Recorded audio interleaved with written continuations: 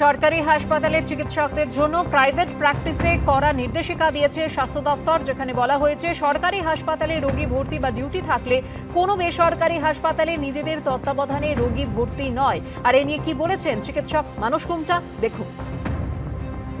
ভীষণই বিভ্রান্তিকর।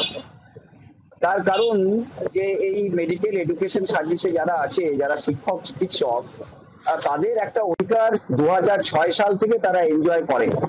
সেটা হচ্ছে তাদের ডিউটি আওয়ার্স এর পরে, যেটা 9টা থেকে 4টে সাধারণভাবে তাদের ডিউটি আওয়ার্স, সেই ডিউটি আওয়ার্স এর আগে কিংবা পরে তারা প্র্যাকটিস করবার অধিকারী। শুধু আমার রাজ্যের বিষয় নয়, এটা ন্যাশনাল মেডিকেল কমিশনের বিষয় এবং সারা দেশের বিষয়। ফলে সেখান থেকে হঠাৎ করে এরকম একটা অর্ডার বার করা যে অ্যাডমিশন ডের দিন প্র্যাকটিস করতে পারবে না, এটা তো এক্সপেক্টেড, কেউ করে না। আবার 72 ঘন্টা অ্যাডমিশন ডের পরেও সে প্র্যাকটিস করতে পারবে না, এইটা একটা বিভ্রান্তিকর অর্ডার। এরকম অর্ডার কি বার করা যায়?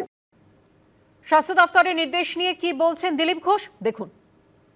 সরকারি ডাক্তারদের প্রাইভেট প্র্যাকটিস, সরকারি স্কুলের মাস্টারদের প্রাইভেট টিউশন, এটা পশ্চিমবাংলায় একটা সাধারণ ব্যাপার।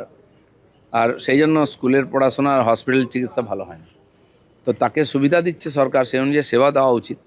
তাদের বিভিন্ন নার্সিংহোমে ইন্টারেস্ট বেশি থাকে, হসপিটালের সময় না দিয়ে নার্সিংহোমে বেশি সময় দেয়, এই কমপ্লেন বারবার এসেছে।